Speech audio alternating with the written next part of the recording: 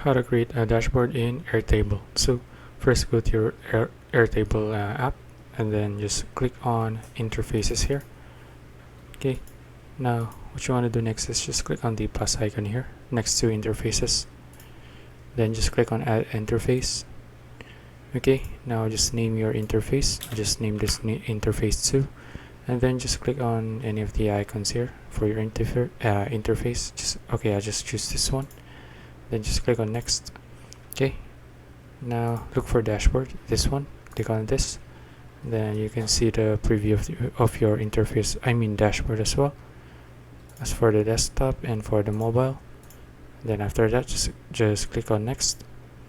Okay, now choose the table for your interface, for your dashboard.